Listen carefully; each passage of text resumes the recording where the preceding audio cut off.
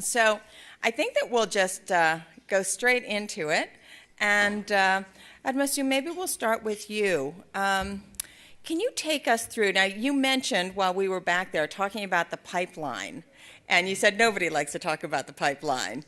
But my first question is, tell me about the pipeline. What is, there's a lot of projects that are being talked about. People don't know what is in the pipeline. What is the importance of this, and how can this be developed further? Well, great. It doesn't help to be the first on the panel when I gave you some insight that people don't like to talk about pipeline. But I won't hide behind client confidentiality. I'll perhaps just give everybody a perspective.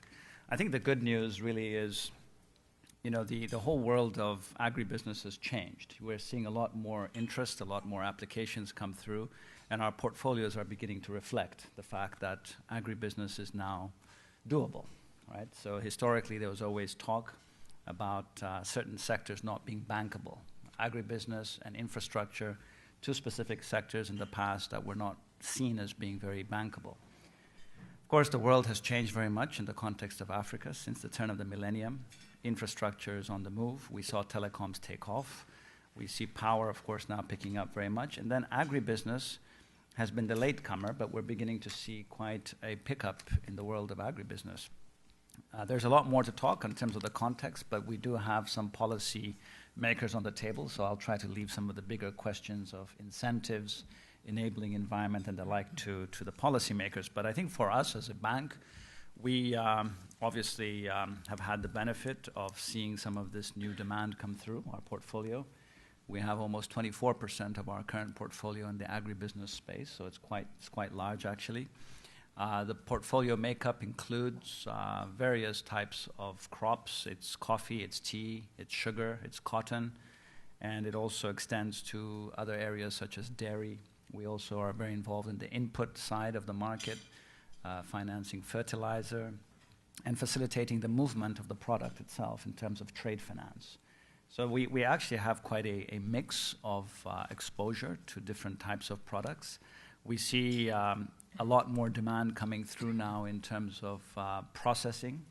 Processing, it could be in the area of beverages, it could be in the area of packaging. There's a lot actually happening and coming through. We continue to see demand coming through also from organized groups, cooperative type entities that are organizing smaller farmers to better coordinate access to inputs, access to finance, and the like. So I think the general sort of message or the experience from our side on the pipeline front in particular is it's strong. It's coming through. It doesn't mean to say that all is well. Of course, there continues to be rigidities in the marketplace. The whole question of infrastructure, which is very key to any successful investment in agriculture, continues to be an area of great promise, but we have yet to see the full fruits come through. So I think there's still question marks because transport is a key sector for agriculture, clearly. And although there's been great improvements in infrastructure in Africa, it's been mostly in telecoms. We've seen quite a bit happening in terms of major artery systems in transport, but not so much on the feeder network system, which is very important again for agribusiness. So I think there's quite a bit to be done still on the enabling side in terms of infrastructure, which will help generate more demand. So maybe I'll stop here for now. Thank you so much. Doing business in Africa, you can't afford to be without Africa Investor.